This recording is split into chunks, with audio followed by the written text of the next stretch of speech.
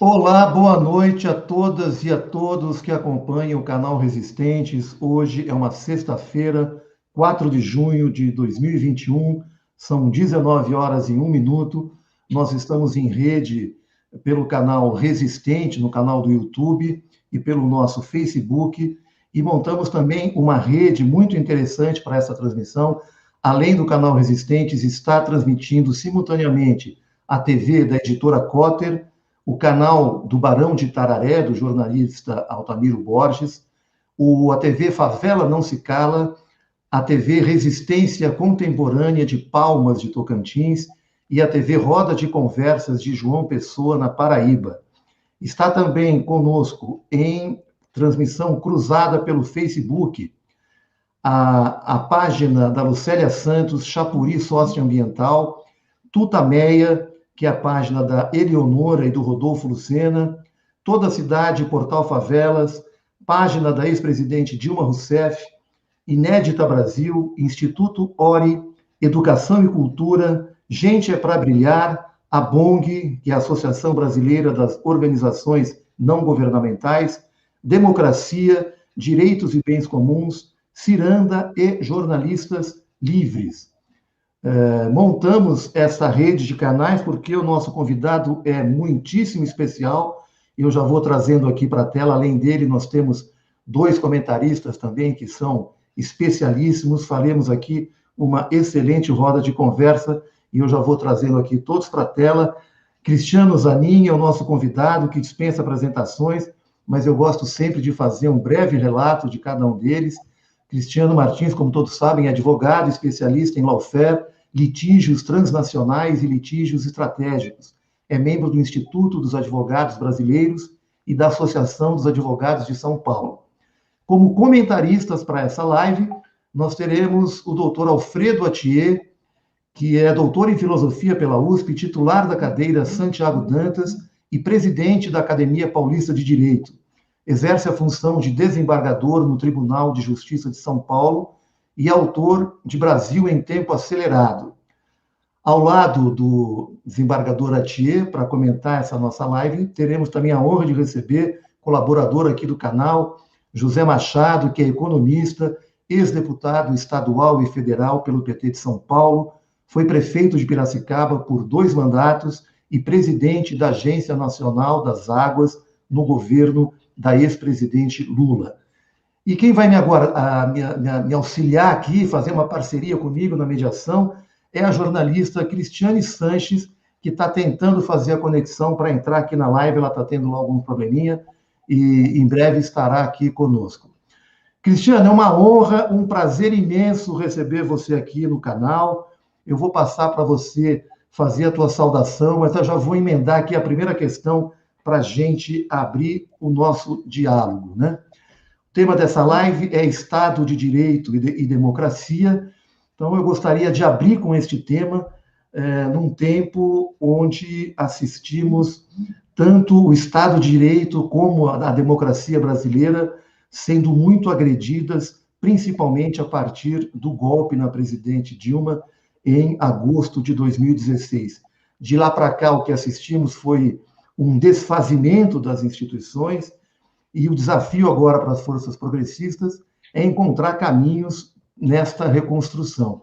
Então, gostaríamos muito de te ouvir nessa elaboração reflexiva que vamos fazer aqui, para ouvir quais são os seus parâmetros para a gente fazer essa caminhada, né? Seja muito bem-vindo. Boa noite, Cristiano.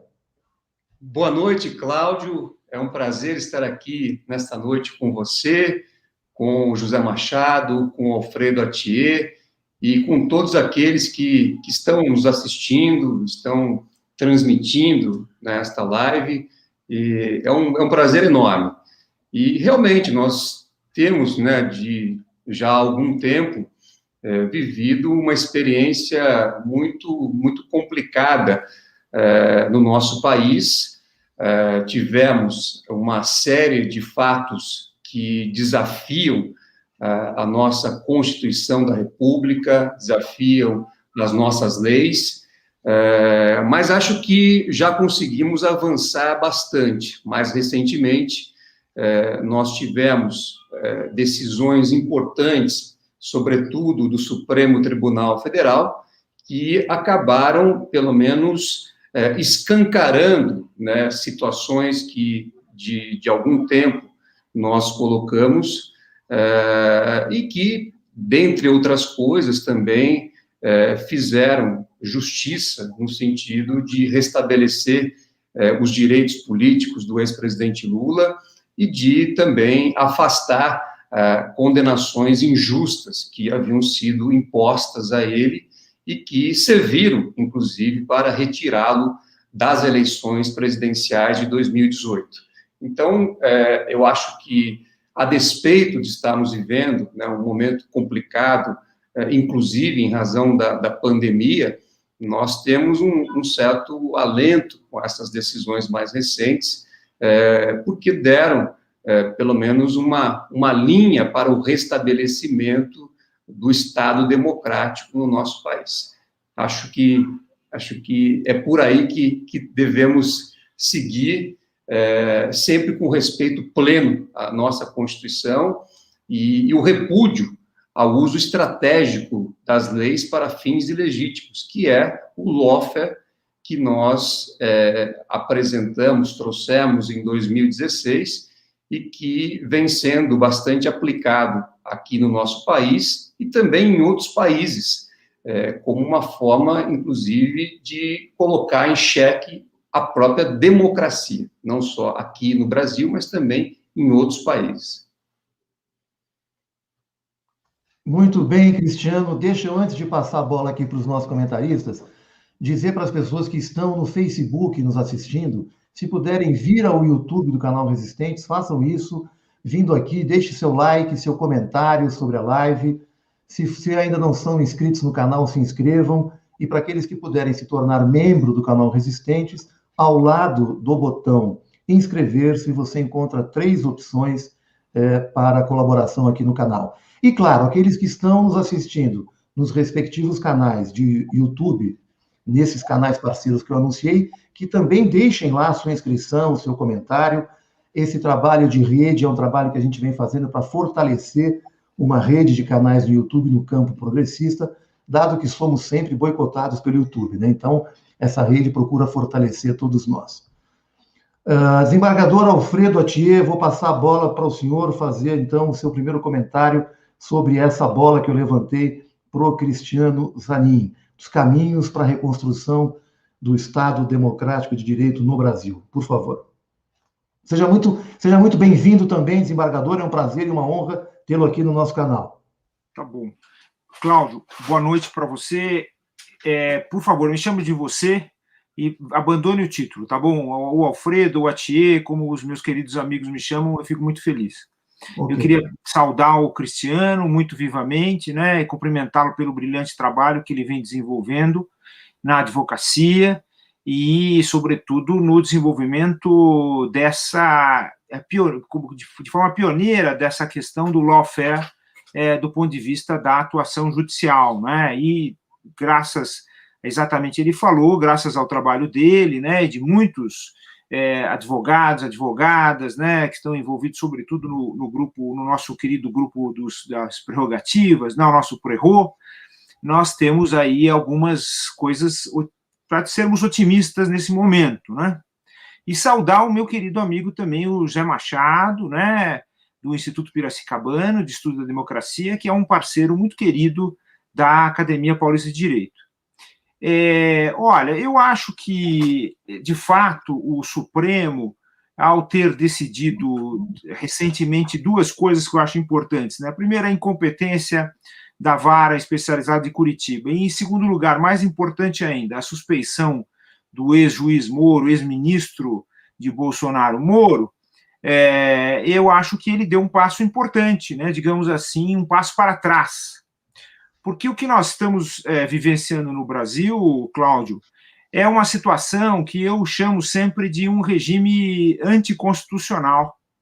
Nós temos um presidente que foi eleito num pleito em que o seu principal adversário, aquele que tinha o dobro do número de votos de todos os seus adversários no momento em que foi preso, foi afastado ilegitimamente da eleição, isso é muito claro hoje, quer dizer, está claro que essa prisão e essa condenação foram ilegais, anticonstitucionais, e o próprio juiz que o condenou acabou se tornando ministro desse governo Bolsonaro. Portanto, há aí uma contaminação de legitimidade nesse regime, e é um regime que se põe totalmente contra a Constituição. Isso significa que ele se põe contra o Estado democrático de direito, contra a democracia e contra o Estado de direito, contra as leis do Brasil. E a minha preocupação grande está no fato de que as instituições parecem estar absolutamente paralisadas, né? Eu não quero usar o termo acovardadas, porque, na verdade, você veja, esse regime que foi instituído a partir da posse desse que ocupa hoje a presidência, é um regime que trabalha muito com ameaças contra o povo, com uma série de declarações que são contra a Constituição, quer dizer, vários crimes de responsabilidade ele comete, vários crimes comuns ele comete, mas nem o Congresso, por meio do presidente da Câmara, apesar de haver mais de 100 pedidos de impeachment, muitos deles extremamente bem fundamentados, nem a Procuradoria-Geral da República, diante de representações muito bem feitas, inclusive pela Ordem dos Advogados do Brasil, relativas aos crimes comuns, nenhum deles se movimenta. E agora nós tivemos do meu ponto de vista, uma situação grave, quando um general da ativa, não é? Ele atua politicamente, ele vai prestar depoimento na CPI, assessorado pela Advocacia Geral da União, e depois vai a uma manifestação pública de desprezo total pelas instituições. Então, eu vejo as instituições amarradas, né? E aí eu até lembraria, Cláudio, que nós propusemos, ao lado de intelectuais e professores, né, como o professor Renato Giannini, Roberto Romano, o professor Geraldo Souza Júnior, o próprio Alberto Toron, o Fábio Gaspar, nós propusemos uma ação visando a declaração de incapacidade desse presidente, não é? Porque ele não tem capacidade de ser presidente de um país e nem de estar na esfera política, na esfera pública. Então, eu acho que o Supremo Tribunal Federal nos dá um sinal de volta para trás, que significa vamos retomar o caminho que nós iniciamos em 88, que é o caminho do Estado Democrático de Direito, o caminho da soberania popular. O povo é que decidiu isso, nós é que decidimos isso. E é isso que o judiciário tem de fazer. O judiciário não pode inovar, ir contra a Constituição, ele não pode se declarar representante do povo, que ele não é, porque nenhum juiz, nenhum magistrado é eleito, nem os do Supremo Tribunal Federal. Ele tem que seguir exatamente aquilo que está na Constituição. Então, o Supremo nos dá esse sinal importantíssimo, né? E a gente tem que efetivamente confiar nesse sinal e utilizar-se dele agora, assim, com muita força, com muita energia, porque a democracia depende do povo, da ação do povo, não é? E que começa agora com dificuldades. Nós estamos na pandemia, você veja, irmos todos aí à rua já é um ato de coragem, né? Mas, lamentavelmente, é isso que nós temos que fazer, nós temos que nos arriscar, porque a democracia é um bem do qual nós não podemos abrir mão. Muito bem, Atier, agradecer aqui a tua participação, a brilhante colocação inicial. Antes de passar para o meu querido amigo Machado, deixa eu registrar que este evento é resultado de uma articulação entre o IPED, que é o Instituto Piracicabano de Estudos e Defesa da Democracia, e pela Academia Paulista de Direito, que o desembargador Alfredo Atier preside. Então, fazendo esse registro, agradecendo a essa... O Canal Resistentes entrou como o canal para viabilizar esse encontro, e o que nos encheu muito de prazer e orgulho. Machado, passo a bola para você, dar continuidade nessa reflexão, por favor. Muito obrigado, Cláudio. Quero cumprimentar a todas e todos os internautas que nos prestigiam neste evento, dizer da minha enorme alegria e a minha honra de poder estar aqui ao lado de dois expoentes, né, do direito brasileiro, que é o Cristiano Zanin e o Alfredo Atier, né?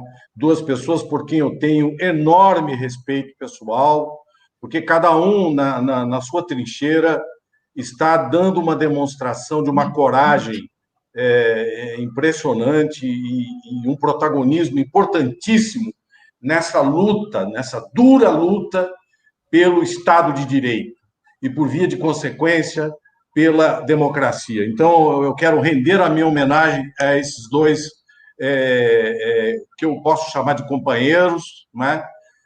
Porque estamos todos dentro do mesmo propósito, que é lutar por um Brasil mais justo, um Brasil democrático, um país soberano. Quero cumprimentar também a Academia Paulista de Direito, na pessoa do Atier, cumprimentar o professor Eliezer Barreto César, que é o presidente, não é, o nosso presidente do Instituto Piracicabano de Estudos e Defesa da Democracia, que é uma entidade nova, que coletivamente estamos implantando em Piracicaba. Piracicaba é uma cidade que tem um papel relevante na existência democrática em vários momentos da história brasileira, não é? E, portanto, é com muita honra que eu represento aqui o IPED. Não há dúvida de que o que acontece no Brasil é algo assim assustador, não é? Porque com a Constituição de 88 e no momento que nós, né, ingressamos num processo de construção de novas instituições, de fortalecimento das instituições democráticas, né? Um país onde a liberdade pode ser exercida amplamente, liberdade de imprensa, liberdade de opinião, né? O nosso país passou a ser respeitado mundialmente porque estava buscando o caminho de ser uma grande nação, né? Uma nação democrática, uma nação importante no contexto sul-americano e no contexto mundial, por que não dizer, não é? Como potência, inclusive, econômica, dos maiores PIBs do mundo, não é? Um protagonismo e um respeito. O Brasil estava ganhando um respeito importante no contexto mundial, e nós todos, convenhamos, estávamos crentes de que a democracia era algo que não indestrutível no Brasil. Nós já tínhamos virado essa página. Todos nós. Eu, por exemplo, não é? Que sou aqui o mais velho aqui desta tela, eu fui estudante em 1968, nas lutas estudantis contra a ditadura. Não é? Fui um jovem engajado na luta contra a ditadura. Então, quando, em 88, se aprova a Constituição e se inaugura uma nova etapa na vida brasileira, eu próprio acreditei que nós tínhamos ingressado numa nova era. E eis que, de repente, tudo desaba. Tudo desaba. O golpe foi uma coisa inacreditável que aconteceu no Brasil, o golpe de 2016. De novo, voltaram com aquela velha cantilena da ameaça comunista, de que o Brasil estava mergulhado na corrupção, com essa história que evidentemente tem impacto no contexto do nosso povo. Nosso povo nós não temos uma cultura democrática enraizada, sólida ainda. Infelizmente, a gente achava que tinha. E agora a gente chega à conclusão de que nós não temos uma cultura democrática enraizada no Brasil. Independentemente, não é, da gente saber que o povo brasileiro não é cordeiro, o povo brasileiro é um povo que luta. Nós temos lutas históricas no Brasil, nós somos um povo valente, mas nós temos um contexto intrincado de questões que nós não resolvemos. Olha agora o que o Atié acaba de falar. O Exército Brasileiro dando esse exemplo, esse mau exemplo para o país. Esse comandante do Exército não teve a coragem de tomar uma decisão que pudesse repor a dignidade das Forças Armadas. As Forças Armadas estão passando por um desgaste desnecessário. Por quê? Por falta de vocação democrática, por falta de apego à Constituição do país. Eu acho que, como o Zanin é o nosso convidado de honra aqui da Academia Paulista, do IPED, né? Quando a gente olha para o Zanin, eu muita admiração, porque o Zanin é bem jovem e fez uma trajetória nos últimos tempos que nos orgulha, porque ele fez quase que um... Olha só, os pesos e contrapesos não estão funcionando no Brasil. O sistema de justiça, como é que o sistema de justiça permitiu o descalabro da vara de Curitiba? E não vamos nos esquecer do Tribunal Regional Federal número 4 de Porto Alegre, que também está na mesma senda do lawfare. Na mesma senda. E eles vão sair impunes dessa também? Eu acho inaceitável. Esses senhores do TRF4 vão ter que responder também, porque eles sancionaram todas as decisões de Curitiba. Todas. Eles são cúmplices do senhor Sérgio Moro. Não é? Então, eu estou dizendo isso com esse tom de indignação, porque eu não sou um operador do direito. Eu sou um operador da política, claro. Fui deputado, fui prefeito, hoje não sou nada, sou um cidadão comum, mas eu quero dizer que, como todo brasileiro minimamente compenetrado do que significa construir uma nação soberana, democrática e justa, eu não posso aceitar que as nossas Forças Armadas estejam agindo dessa forma. Quer dizer, de novo, nós estamos com uma crise militar no Brasil. Então, junta a crise militar, junta a crise do sistema de justiça, onde alguns juízes não honram a toga que vestem. E nós, veja bem, por que demorou tanto? Olha, eu lembro o Cristiano lutando, as entrevistas do Cristiano, a luta dele, a insistência, a pertinácia. Isso é a vitória da pertinácia, da insistência, da teimosia do Cristiano e da equipe que defendeu o presidente Lula. Então, eu termino, me desculpe se eu me exalto e se me estendo, mas é que esse é o meu jeito de ser. Né? Eu tenho, evidentemente, muito respeito pelo bom senso, pela prudência, mas, às vezes, a indignação acaba tomando conta do meu modo de me pronunciar. Né? Mas eu quero aqui dizer que da minha enorme satisfação de compartilhar aqui desta tela com pessoas que eu tenho muita admiração. Muito bem, Machado, creia que a sua indignação é de todos nós e a tua veemência nos contagia, e é sempre importante ter essa veemência colocada no ar. Cristiano, eu tenho aqui uma pergunta do Felipe, não é bem uma pergunta, é uma sugestão. Ele diz, apenas acho que o Zanin poderia sortear o livro dele sobre lawfare. Eu queria pegar esse gancho, Zanin, e ouvir de você um pouco sobre esse livro e também da tua experiência, né, inédita no Brasil, no enfrentamento da defesa do presidente Lula, nessa questão do lawfare, que acabou se tornando um instrumento não só no Brasil, mas em toda a América Latina, em alguns países da Europa, na Ásia também. Enfim, como foi a tua vivência? O que você pode trazer deste livro que você escreveu? Passo a palavra para você explorar essa temática do lawfare, por favor. Obrigado, Cláudio. Bom, a questão do lawfare, ela surge no seguinte contexto. Eu tenho mais de 20 anos de exercício da advocacia.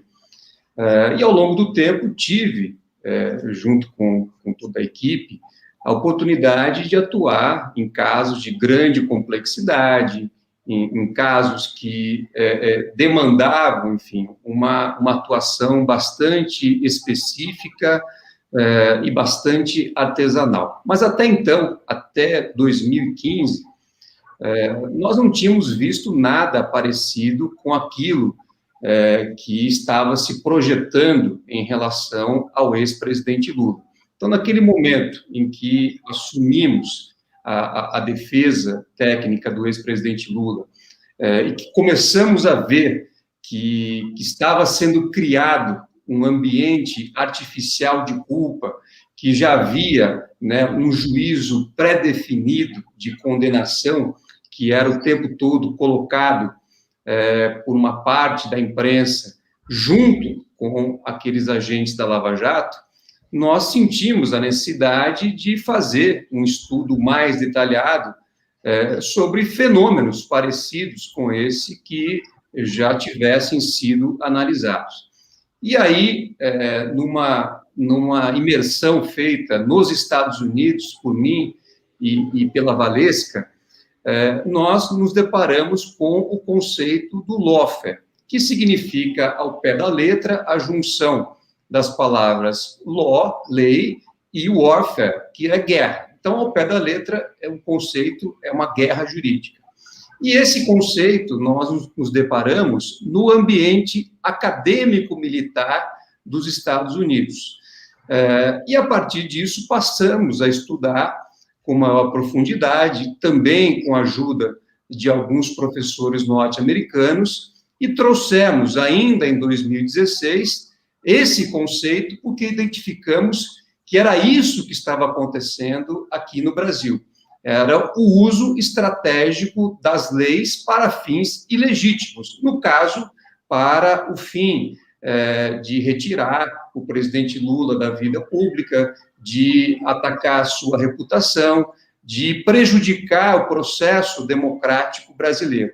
E, a partir dessa experiência, né, trouxemos o conceito, apresentamos como ele se desenvolve, e, mais recentemente, eu, Valesca e o também advogado Rafael Valim, lançamos um livro conceitual sobre o lawfare, que foi lançado em 2019, aqui no Largo de São Francisco, na USP, e já tem uma versão em língua espanhola, uma versão lançada em Portugal, e também agora uma versão em língua inglesa.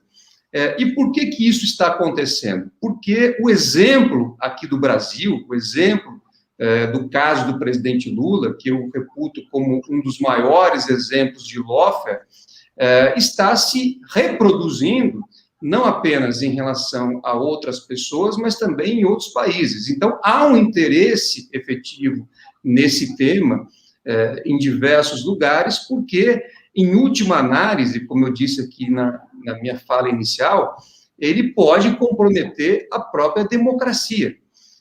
Você acaba dando, né, ao sistema, uma parte do sistema de justiça, a possibilidade de interferir diretamente no sistema democrático quando você dá a promotores, a juízes, a possibilidade de retirar do processo democrático aqueles que eles não querem, aqueles que eles acham que não são compatíveis com as ideias pessoais que eles defendem. Então, isso é muito grave.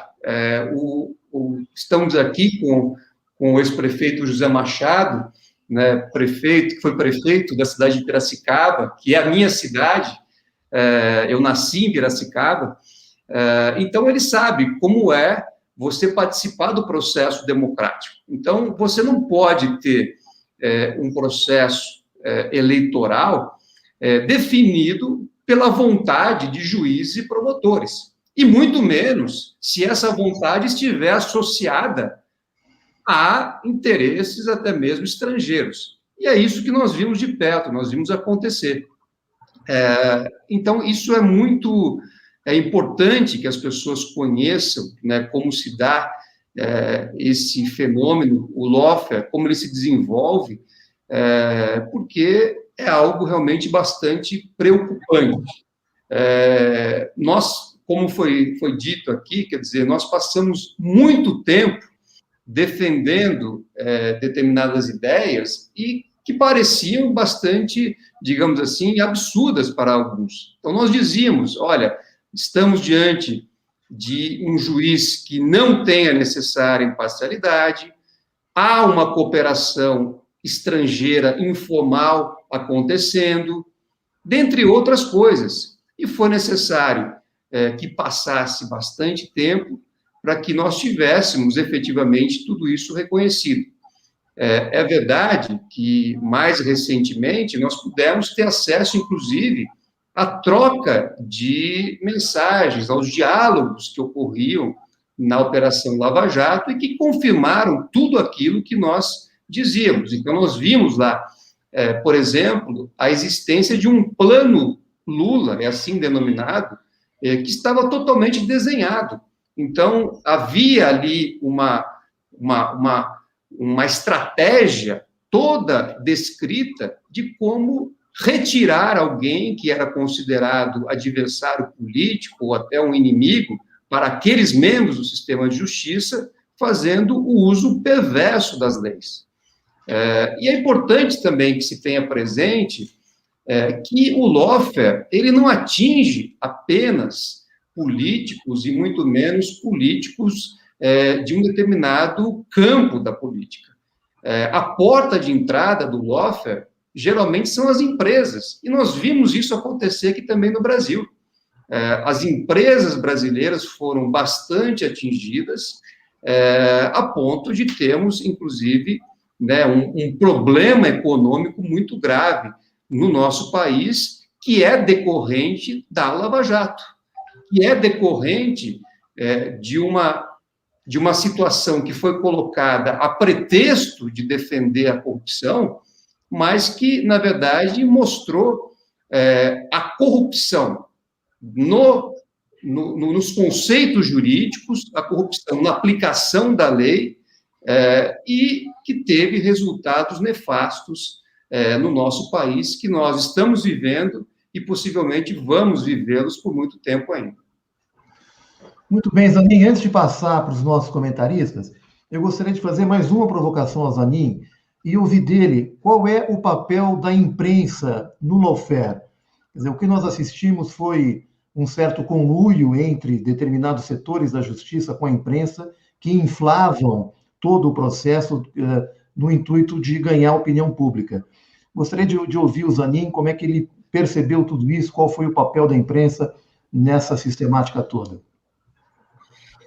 Foi um papel fundamental, né? Porque quando a imprensa, ou uma parte da imprensa, se associa a pessoas que estão exercendo o poder, sobretudo o poder de punir pela lei penal, e passam a tratar todas as versões do órgão acusador como se verdade absoluta fosse, você transforma esse processo num verdadeiro simulacro. Então, você não tem mais o processo, você acaba tendo a imprensa expondo à opinião pública conceitos, versões, sem nenhuma verificação ou sem nenhuma crítica, como se fosse uma verdade absoluta, e isso gera um ambiente artificial de culpa, uma culpa pré-definida, que depois é apenas formalizada no âmbito do processo. Então, acho que uma parte da imprensa, né, é sempre importante dizer, uma parte da imprensa teve um papel muito relevante para que nós tivéssemos, né, todas essas ilegalidades e arbitrariedades sendo cometidas também por uma parte do sistema de justiça. Dentro do ambiente do lawfare, nós temos e definimos, né, do armamento na guerra tradicional e também do lawfare. E aí, nas externalidades, você tem a campanha visitado e devidamente analisado. Muito bem, vou passar para o Alfredo Atier. Tia, gostaria de te ouvir também, primeiro sobre o que foi noticiado hoje com o juiz Bretas, no Rio de Janeiro, que a Veja publicou um áudio onde ele insinua venda de sentenças, de posições, e qual é o impacto que isso pode trazer nesse momento, com essas revelações que são trazidas a público. E eu vi também, isso já é também uma provocação para o Zanin na nossa próxima rodada, mas eu coloco para os nossos comentaristas também abordarem rapidamente, nós temos uma estrutura de tempo aqui combinada previamente, mas, enfim, ouvi-lo sobre a atuação do Departamento de Estado americano em todo esse processo que envolveu o golpe na presidente Dilma, a prisão ilegal do presidente Lula e essas relações com lawfare também estão bem colocadas aqui pelo Zanin. Por favor. Cláudio, olha, eu acho que nós vivemos aí nessa questão específica do julgamento do ex-presidente Lula, não é? Mas isso abrange outros tantos processos, outros tantos eventos que aconteceram no nosso país, talvez de 2013 para cá, 2016 para cá, ainda mais agravados, né? Mas nós tivemos aí a subversão de vários princípios do direito brasileiro e internacional por meio dessa atuação errônea de alguns dos componentes disso que se chama de sistema de justiça, e eu já chamei isso, eu acho que, de corrupção, não é? Porque, lamentavelmente, a gente tem uma ideia de corrupção assim um pouco mesquinha, né? A gente pensa sempre na corrupção mais do ponto de vista econômico do que do ponto de vista político. A corrupção econômica é essa coisa de trocar dinheiro por favores, trocar dinheiro por privilégios, não é? Mas a corrupção é uma coisa muito mais ampla do que essa. A gente tem que analisar essa questão de uma forma mais ampla, né? A corrupção é, na verdade, uma utilização errônea do poder que a gente tem. Quer dizer, portanto, se trata de um abuso do poder, não é? Então, toda vez que há abuso de poder, existe corrupção. Então, isso não se dá apenas do ponto de vista econômico, se dá também dentro da esfera pública, da esfera política e da esfera jurídica, não é? Quando aquele que é responsável por aplicar e defender a lei passa a utilizar de métodos que não estão previstos na lei, que abusa, portanto, do poder que possui, da atividade que possui, e passa a agir de uma forma errônea em relação à lei, então aí está claramente configurada uma situação séria de corrupção, não é? Então eu acho que é isso que está, digamos assim, em jogo nesse momento, não é?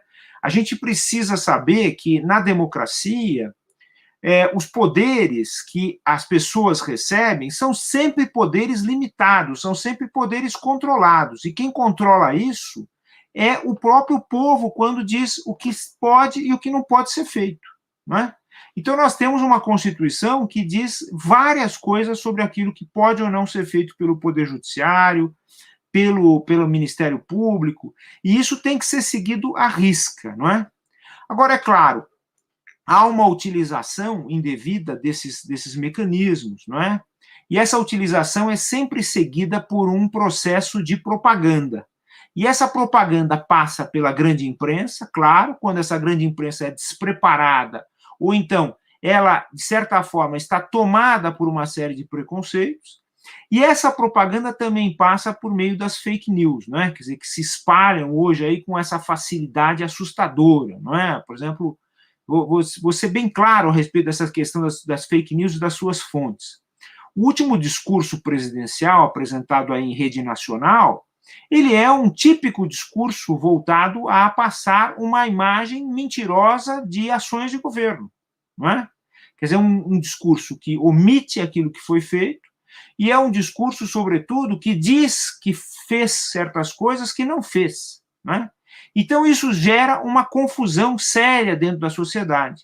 E isso também foi feito no âmbito daquilo que são os princípios do direito, daquilo que são os valores do direito, aqueles que estão na Constituição. E por meio disso que a gente sabe hoje, chama com toda a propriedade de lavajatismo, que é o lavajatismo é uma subversão da ordem jurídica, é uma subversão do Estado de Direito, não é? E isso acontece em todos esses seus adeptos desse lavajatismo, não é? Nós tivemos agora uma volta para trás do Supremo, que é muito importante, inclusive de magistrados e magistradas que a gente respeita muito, mas que deram apoio a esse empreendimento errôneo, essa utilização errônea do direito que o Brasil tem. O direito do Brasil não é um direito atrasado, como esse pessoal da Lava Jato afirmava. O direito penal brasileiro não é atrasado. Eles diziam que o direito penal brasileiro era atrasado porque não apanhava as pessoas que deviam ser apanhadas como cometendo crime. Isso não é verdade. Isso não é verdade de forma nenhuma.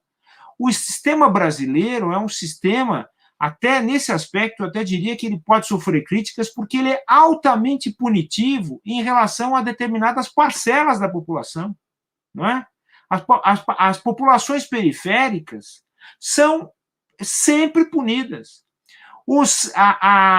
Inclusive na definição dos crimes. Isso é muito sério. Quer dizer, isso daí precisa ser rediscutido. Essa ordem jurídica brasileira precisa ser rediscutida.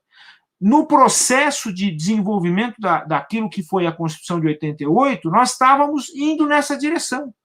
E, de repente, vem esse retrocesso, essa violência, porque isso, além de ser corrupção porque é abuso de poder, também é uma violência contra a sociedade. E nós estamos sofrendo essa violência. A gente vê no processo da pandemia, que nós estamos agora sofrendo, isso daqui está agudizado, quer dizer, não começou na pandemia. O sofrimento da população brasileira, e sobretudo da população mais pobre, do povo mais pobre, não é? Povo periférico, das chamadas minorias, não é? Da população indígena, do meio ambiente, da saúde pública, da educação, da cultura, do trabalho, né? Nós tivemos aí o Ministério do Trabalho e o Ministério da Cultura que foram extintos, não existem mais.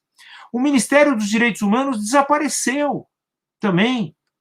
Ou seja, essa situação toda, ela, na verdade, foi agudizada, quer dizer, ela se tornou mais grave no curso da pandemia, mas ela já estava implantada, assim, com toda a segurança.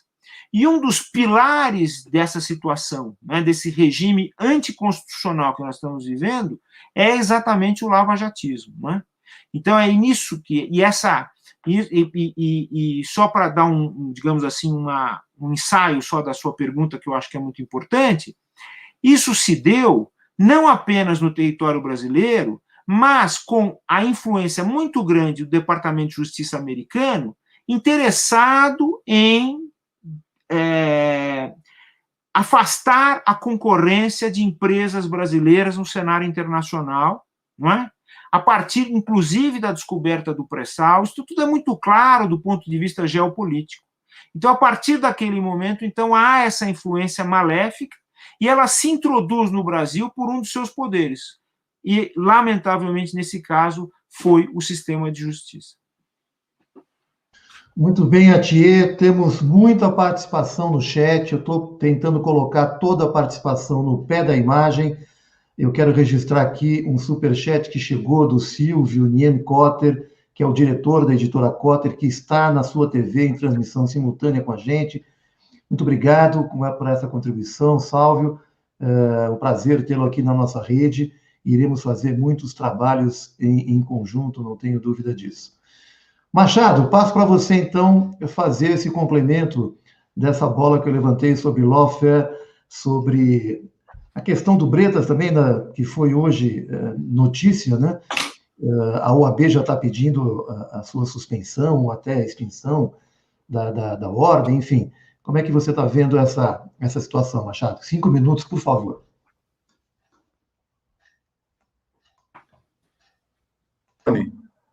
Desculpe, Machado, abri.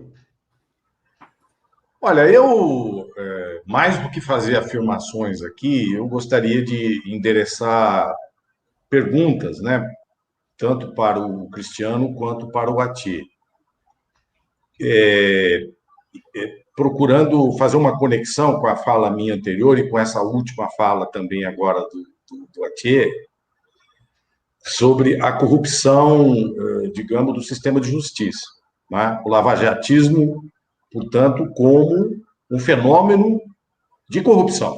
O lavatismo é sinônimo de corrupção, né? Agora, por que isso... A pergunta que eu gostaria de fazer aos dois, que são duas pessoas que pensam isso de maneira sistemática, né? Por que isso aconteceu no Brasil? Quer dizer, que tipo de falha? Porque, veja bem, o Supremo Tribunal Federal, ele só age sob provocação. Quer dizer, está acontecendo um descalabro em Curitiba, um desapego à Constituição, um desvirtuamento do cumprimento da lei, e não há um órgão, quer dizer, existe o Conselho Nacional de Justiça, mas não há um órgão, porque eu entendo que o Supremo não tem essa prerrogativa de intervir, ele não tem essa vocação. Ou seja, está acontecendo um fato de corrupção jurídica, não é? Escandalosa,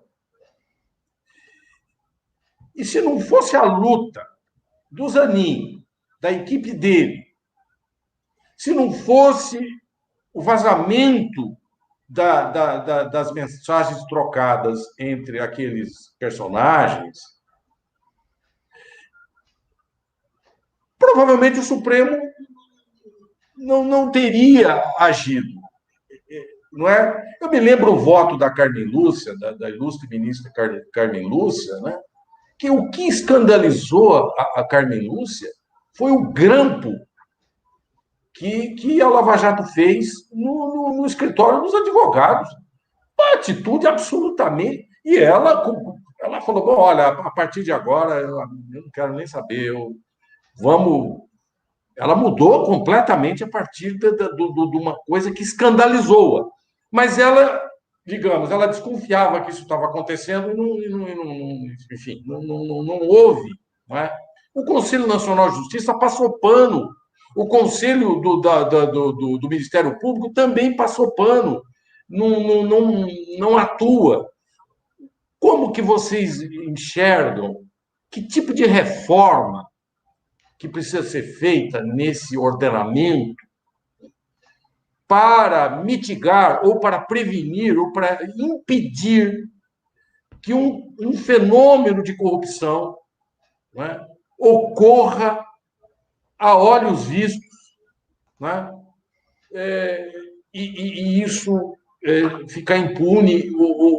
Quer dizer, se não houvesse uma indignação, se não houvesse um empenho, né, de comprovação disso tudo, nós estaríamos ainda, o Lula provavelmente ainda estaria preso e assim por diante. Quer dizer, claro que a conjuntura também ajudou, quer dizer, existe uma série de fatores que acabam acaba impactando, né, o processo, mas eu creio que nós estamos diante de um fato, né, que está a exigir da consciência política e democrática brasileira uma reflexão sobre como que nós vamos enfrentar isso. A questão militar é outra questão, que nós não sabemos como lidar com isso. Quer dizer, nós vamos ficar com a espada do militar na nossa cabeça até quando?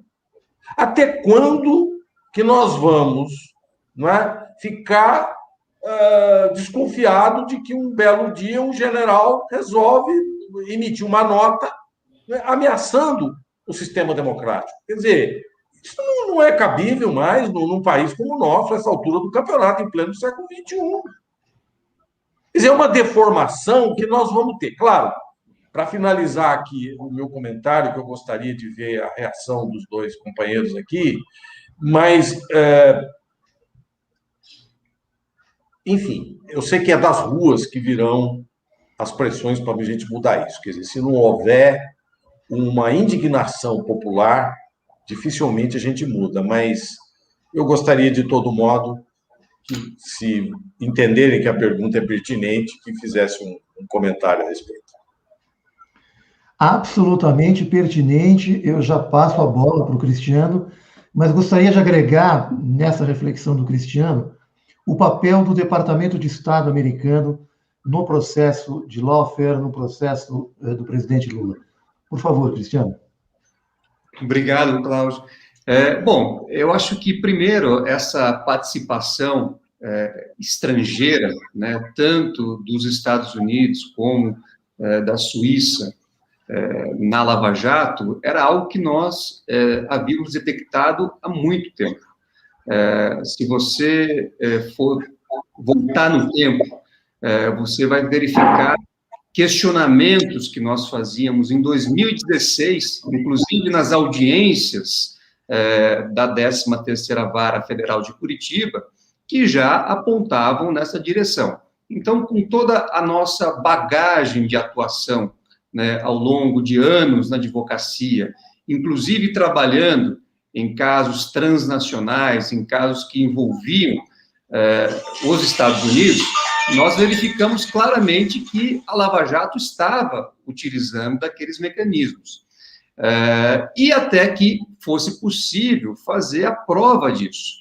A prova disso nós fizemos em 2018, quando nós levamos um vídeo ao processo, mostrando que o então vice-procurador-geral dos Estados Unidos estava numa reunião com o então Procurador-Geral da República do Brasil, Rodrigo Janot, e nessa reunião ele afirmou categoricamente que estava feliz com a condenação do ex-presidente Lula e que os Estados Unidos haviam auxiliado na construção do caso. Então, esse vídeo, ele demonstra de forma cristalina que as agências norte-americanas participaram informalmente de toda a construção e do desenvolvimento dos processos contra o presidente Lula, que levaram à sua condenação e com os desdobramentos que nós conhecemos. Bom, esse é um ponto. O segundo ponto, que foi colocado pelo José Machado, é por que aconteceu tudo isso. Eu acho que porque os sistemas de controle diretos e indiretos não funcionaram. Como é que funciona, se nós estamos falando do sistema de justiça, o sistema de controle direto são os tribunais e os órgãos de controle externo.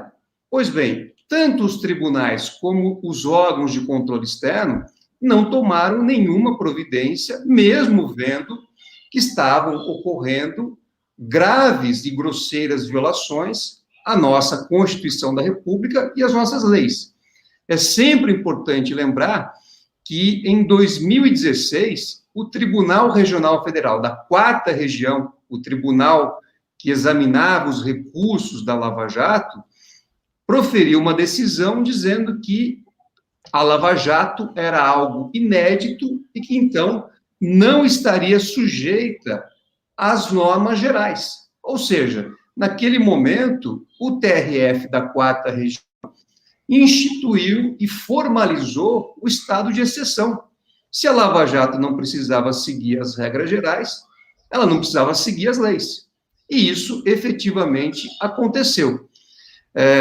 Por outro lado, nós também tivemos, e já discutimos aqui, um papel da mídia, que deixou de cumprir o seu papel de crítica, né, de crítica à atuação do poder.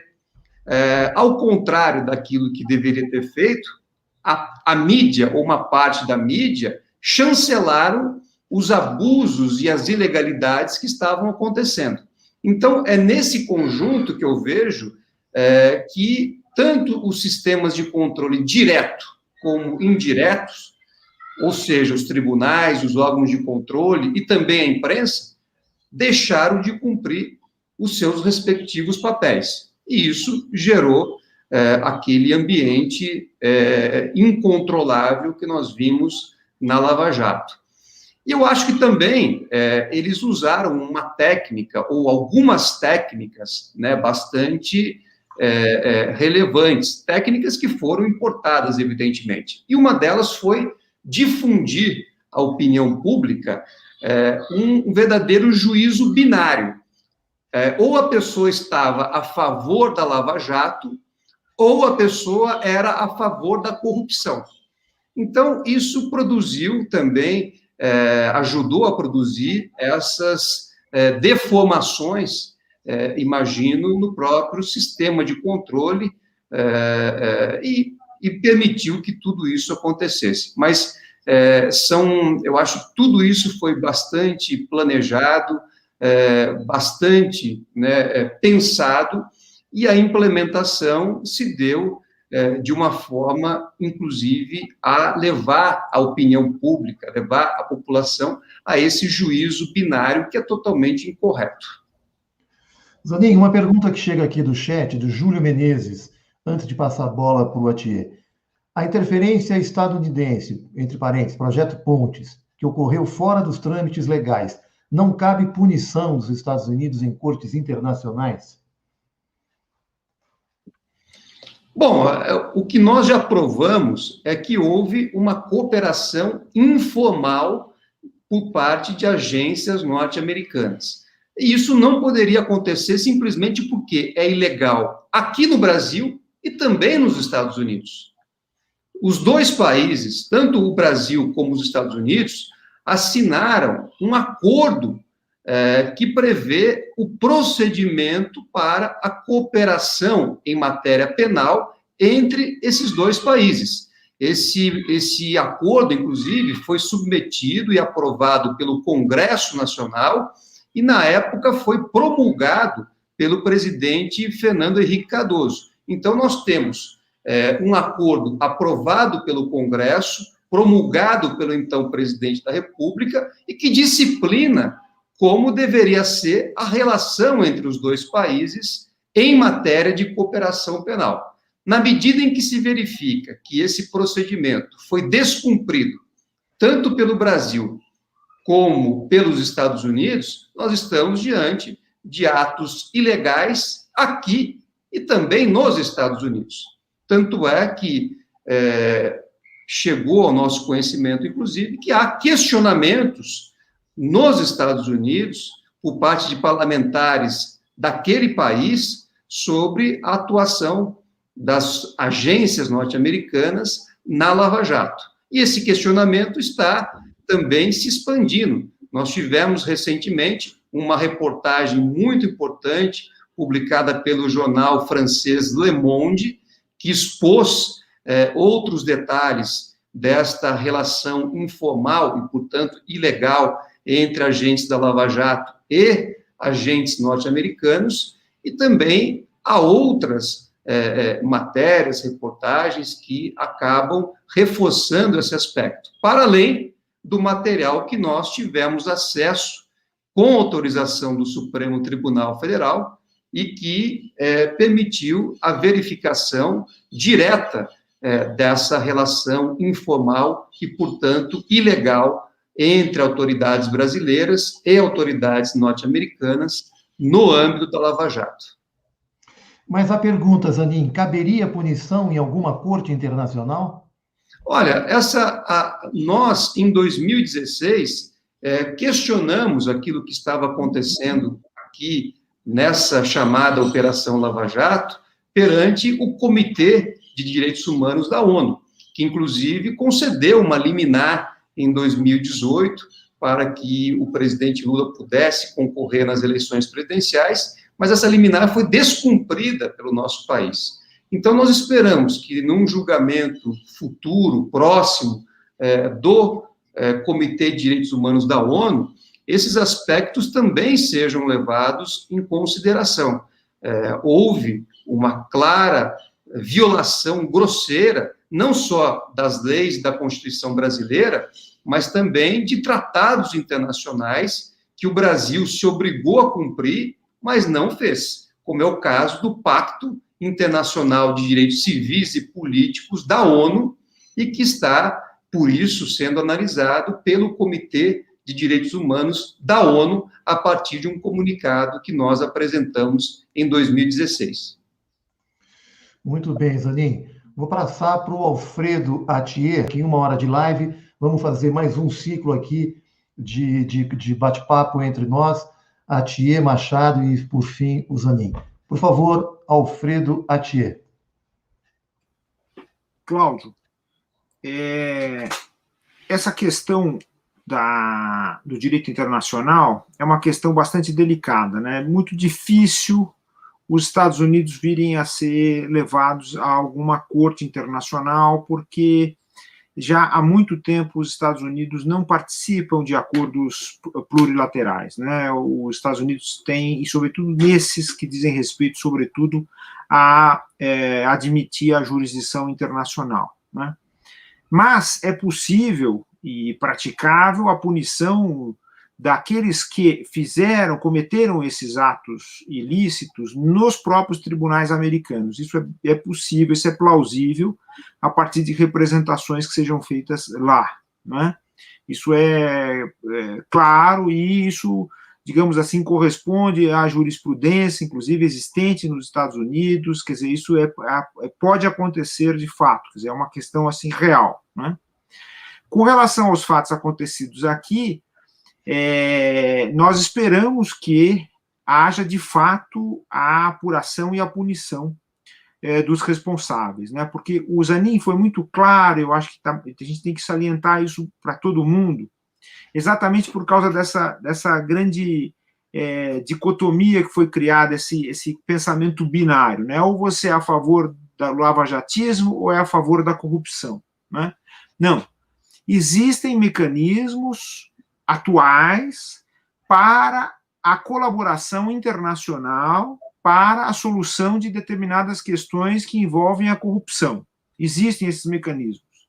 Se eles forem utilizados de forma legítima, aberta, pública, então você tem um caminho para a punição daqueles que cometem atos de corrupção. Ok, ninguém discute isso. Agora, o que não pode ser feito de forma nenhuma, e sobretudo na área penal, mas nenhuma outra área do direito, é você utilizar-se de mecanismos que não são legais, né? Quer dizer, o Cristiano até foi gentil, ele falou assim, olha, são informais, mas a informalidade é aquilo que caracteriza a nossa relação do dia a dia com os amigos, com os familiares, não é isso mesmo? No Facebook, nas redes sociais, isso é uma coisa. Agentes públicos, quer dizer, quem está numa função pública não pode agir informalmente, não é? Então, se agiu informalmente, está agindo de forma ilegal, contra a lei, né?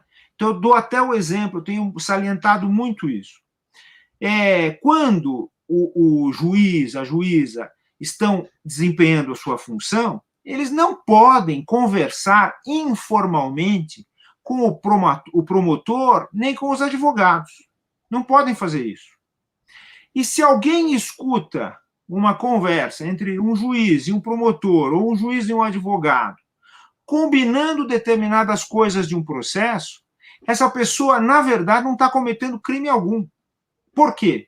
Porque qualquer conversa de um juiz com um promotor, com um advogado a respeito de um processo, é uma conversa pública, por definição. Portanto, essa conversa tem que ser ouvida por todas as pessoas. Quem é o destinatário de qualquer coisa pública? É o povo, não é? Muito bem.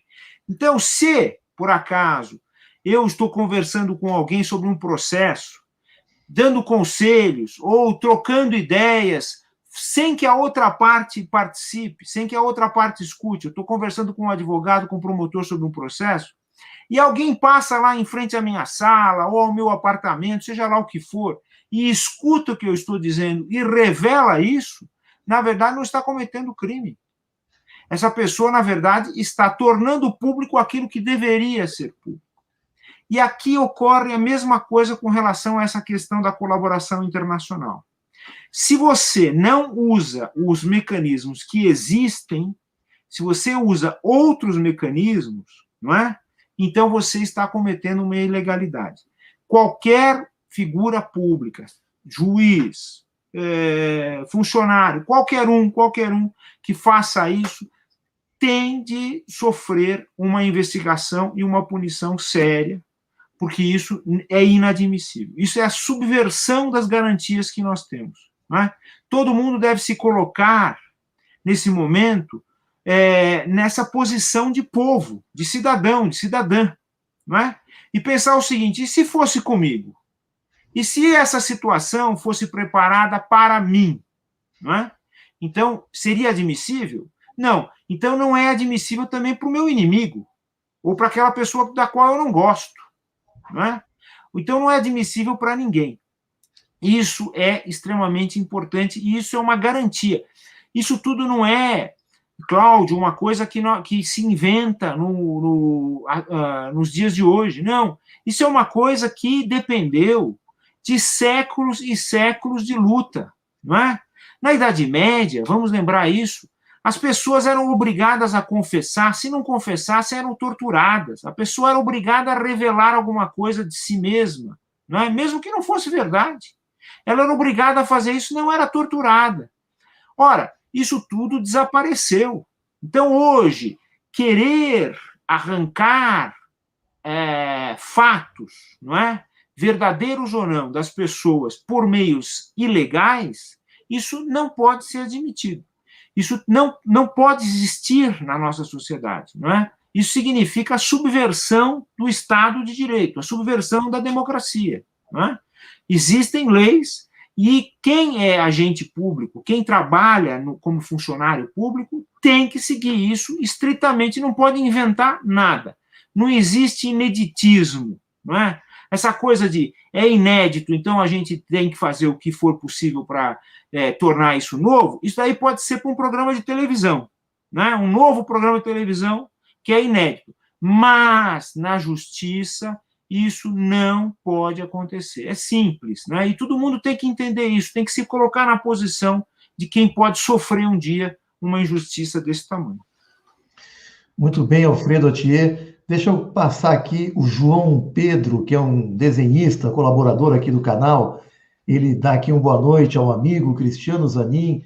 Eu tive muito orgulho de ter feito um desenho em homenagem a você e tenho muito orgulho de ter você como amigo meu. Eu queria participar dessa live para falar com o Zanin, mas você está aqui participando, Pedro. Só a gente lendo aqui a sua mensagem, você já está entre nós e é sempre muito bem-vindo. Machado, nós já estamos na nossa última rodada. Passo para você fazer tuas observações, seus questionamentos para o Zanin nessa última rodada e aproveitar para fazer suas considerações finais também, por favor.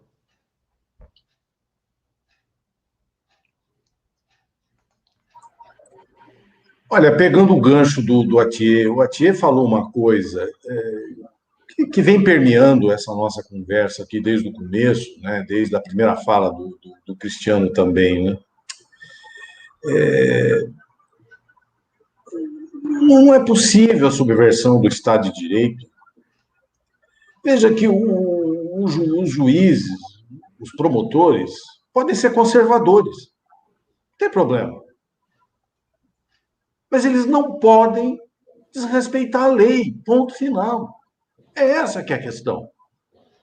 Ele pode ser contra a lei que foi votada no Congresso, ele pode ter divergência, achar que a lei é branda demais, que precisava ser mais rigorosa e coisa do tipo. Mas ele não pode querer fazer a sua própria lei. Ele precisa respeitar o arcabouço legal do país.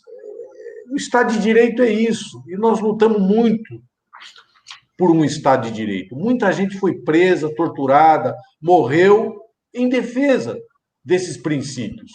E são princípios que tocam a todos, com todas as ideologias.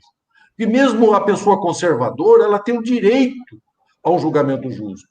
Qualquer pessoa tem direito a um julgamento justo, mesmo que eu não concorde com ele, que eu tenha divergência com ele. Ele tem o direito a um julgamento justo, a um juiz imparcial. É algo tão evidente, tão elementar, que a gente fica pensando, puxa vida, que enrascada que nós nos metemos.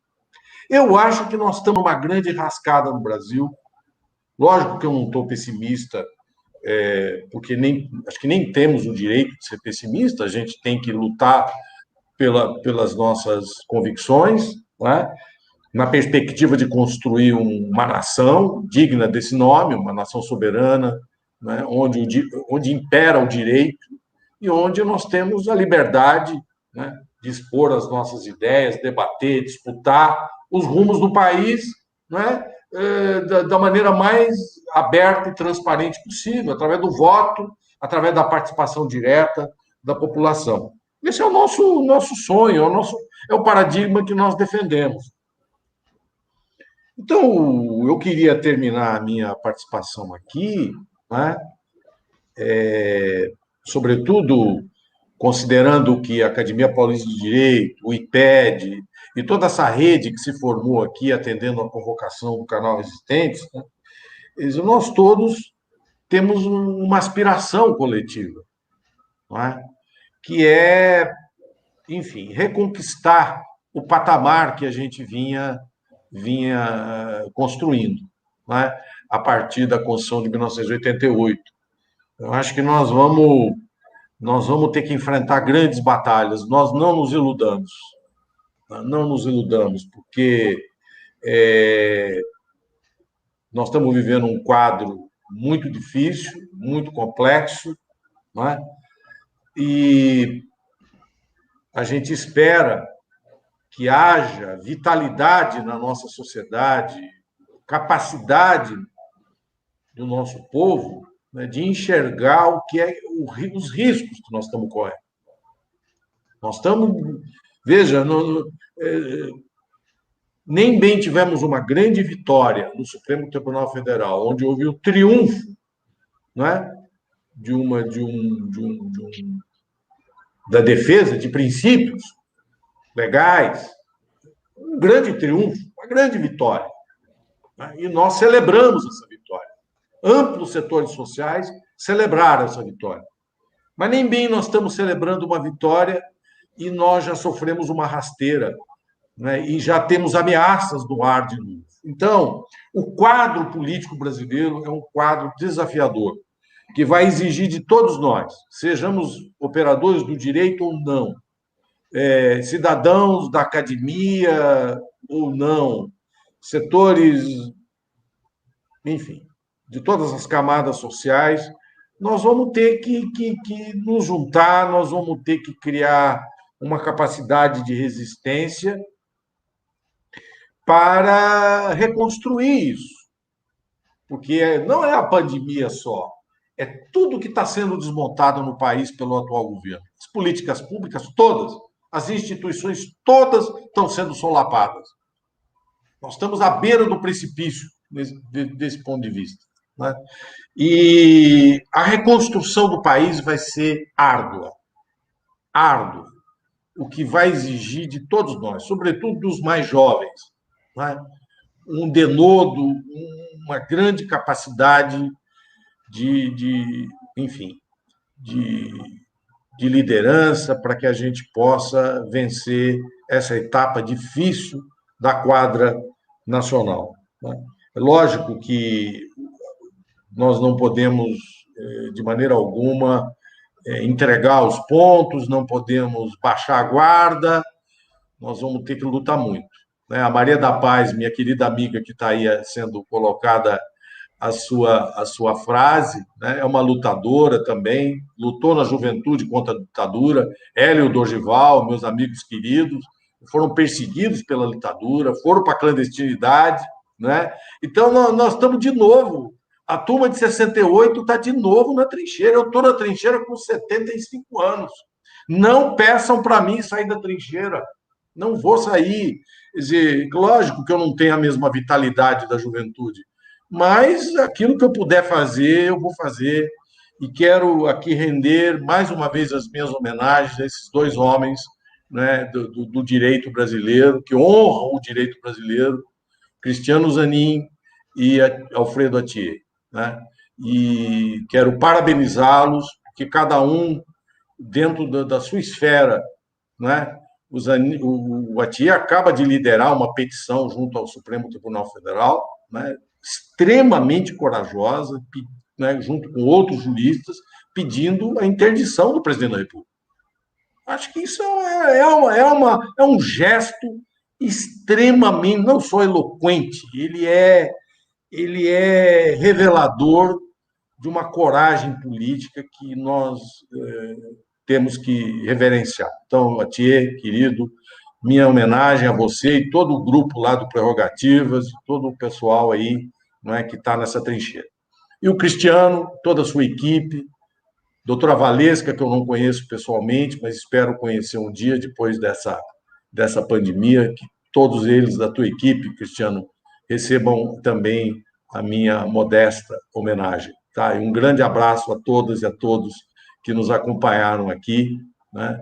Eu acho que foi uma live memorável, pelo menos para mim. Muito obrigado. Tenha certeza que sim, Machado, muitos elogios aqui no chat. Eu estou muito orgulhoso de estar mediando essa conversa com 3 personalidades dessa grandeza. Isso vai marcar um ponto aqui no Canal Resistente, marcar a história do Canal Resistente como uma live de fato memorável. Zanin, eu vou passar para você, então, fazer a tua última colocação, e eu vou te perguntar sobre o status atual da defesa do Lula. Né? O Fachin, quando julgou o Moro incompetente, os processos foram para uma primeira vara de Brasília, né? Gostaria de te ouvir um pouco sobre esse status, e muitas questões aqui no chat sobre o Moro. Quer dizer, já existe alguma ação no sentido de processar o Moro por ser um juiz incompetente e parcial? Quer dizer, uma vergonha completa, né, para qualquer pessoa que se coloque como juiz. Enfim, e agradecendo muitíssimo a tua presença aqui, foi de fato um prazer enorme te receber, e te ouvir é sempre muito importante para nos encher de energia também, para continuar nessa luta aqui de resistência. Muito obrigado, Zanin, por favor. Obrigado, Cláudio.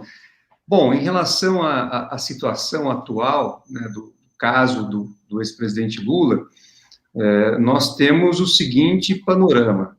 Nessa onda, né, nessa leva do lavajatismo, o ex-presidente sofreu diversos processos que não tinham qualquer materialidade, qualquer fundamento, eram processos que realmente buscavam fins ilegítimos. E fora da Lava Jato, mesmo nesse ambiente, nós já havíamos até então vencido, né, 7 julgamentos que ocorreram fora da chamada Lava Jato de Curitiba. Então, nós já havíamos obtido a absolvição do ex-presidente ou o arquivamento sumário em 7 outros casos.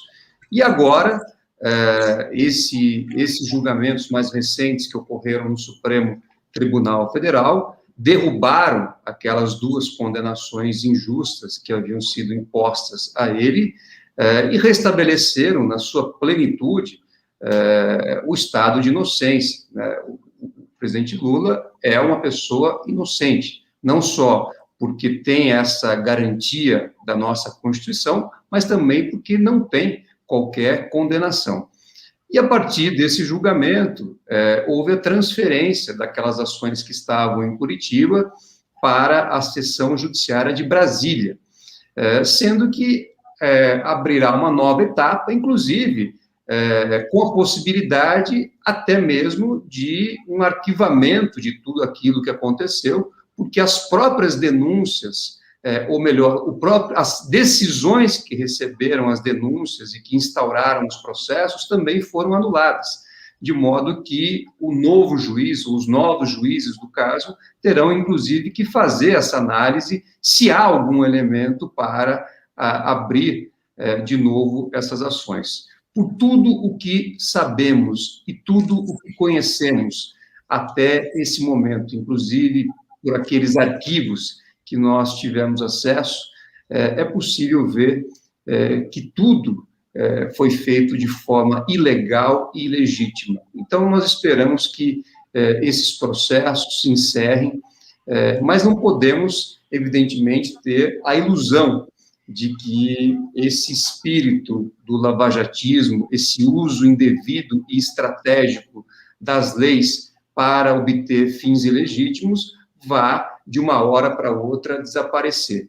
O que nós temos sempre, né, que pontuar é a necessidade de termos o Estado de Direito. Eu acho, rapidamente, para não...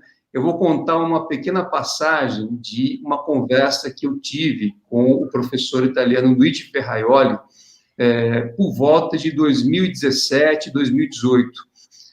Eu contei a ele o que estava acontecendo aqui no Brasil, inclusive nos grampos que fizeram no nosso escritório para acompanhar a estratégia de defesa. E o professor Ferraioli ficou tão chocado que ele achou que fosse um erro na tradução que estava sendo feita simultaneamente naquela conversa. Então, é para se ver que aquilo que aconteceu aqui no Brasil gera uma perplexidade e até mesmo uma situação de uma pessoa como o professor Ferraioli não acreditar no que está ouvindo. Então, nós temos sempre que lembrar daquilo que aconteceu e ver esses fatos como um estímulo para que todos os dias nós lutemos pela manutenção do Estado de Direito, porque é só dentro do Estado do Direito que nós vamos conseguir resgatar, inclusive, tudo aquilo que perdemos nesses anos, nos últimos anos, e que continuamos a perder. E torcer, né, para que possamos achar uma solução, inclusive para o momento, né, ruim e triste que o nosso país vive em virtude da pandemia. Então, lutemos sempre pelo Estado de Direito, porque esse é o caminho. E muito obrigado, mais uma vez, pela oportunidade de participar dessa live, de ter aqui a presença do José Machado, do Alfredo Atier, do IPED, da Academia Paulista de Direito, e de todos esses canais, né, que nos honram com essa transmissão e com essa oportunidade de um diálogo tão profícuo e que, para mim, é muito importante sempre. Muito obrigado a todos vocês. Nós é que agradecemos, Anin, tenho a certeza que foi uma live memorável, que vai marcar a história do canal Resistentes. Alfredo Atier, eu passo para as suas considerações finais, agradecendo mais uma vez ao IPED, à Academia Paulista de Direito, por este evento que foi, de fato, brilhante, muito reconhecimento aqui no público. Quero agradecer também todos os canais que estiveram conosco, tanto no YouTube como no Facebook, uma experiência que nós iremos desenvolver ao longo da jornada do canal, para que a gente possa ampliar conteúdos tão significativos e reflexões tão importantes para a atual conjuntura que vivemos no Brasil. Alfredo Atier, quero agradecer muitíssimo a sua presença, te parabenizar pela Academia Paulista de Direito e te transfiro agora para você fazer os seus últimos comentários e considerações finais, por favor. Cláudio, olha, primeiro agradecer a todas e todas que estão nos ouvindo aqui nessa sexta-feira, não é? É bonito ver isso, né? Essa participação significa esse empenho pelo Estado Democrático de Direito. Parabenizar você, Cláudio, e o Resistentes, né? Quando o pessoal soube que eu estaria aqui com o Zanin, com o Zé Machado, nossa, o que eu recebi de mensagens falando sobre o Resistentes, assim, é um canal realmente importante e de impacto social que é fundamental para todos nós, né? E eu queria fazer minha homenagem ao Zé Machado, uma pessoa que eu admiro muito, né, a sua trajetória política, e as suas palavras são sempre muito inspiradoras. Eu queria fazer uma homenagem também ao professor Eliezer, do IPED, não é? A gente tem um carinho muito grande pelo trabalho que está sendo desenvolvido lá em Piracicaba, que tem repercussão nacional, que é um trabalho muito importante, assim, pioneiro mesmo nesses estudos de defesa da democracia. Fazer uma homenagem muito, muito especial ao Cristiano Zanin, né? Para mim foi um prazer enorme ter estado aqui conversando com você, cumprimentar você pelo seu trabalho, que é um trabalho muito relevante mesmo para a democracia, quer dizer, está além daquilo que se espera simplesmente de uma representação judicial, né? Quer dizer, é a verdadeira essência da advocacia e do direito, não é? É aquilo que nós podemos dizer que é a função precípua do direito, quer dizer, é a ordem jurídica justa, é a presença de uma sociedade segura, porque os seus direitos são respeitados, e, sobretudo, os deveres, né? As políticas públicas são respeitadas. Democracia, enfim, é a gente poder estar aqui e falar, assim, com absoluta liberdade, quer dizer, a liberdade de falar, a liberdade de se manifestar, e também a coragem de dizer a verdade, né? Isso também é muito importante. Desde lá da antiguidade, esses dois aspectos eram os mais importantes da democracia: a liberdade de falar e a coragem da verdade. E eu acho que só assim nós vamos superar esse impasse, esse nó em que nós estamos envolvidos. É uma situação bastante séria, bastante grave, ela se agrava com a pandemia, mas se todos estivermos juntos e conscientes desses direitos que a Constituição nos dá, porque nós escolhemos isso, quer dizer, a Constituição é um instrumento nosso, do povo brasileiro, né? Foi o povo que escolheu, todos somos cidadãos e cidadãs.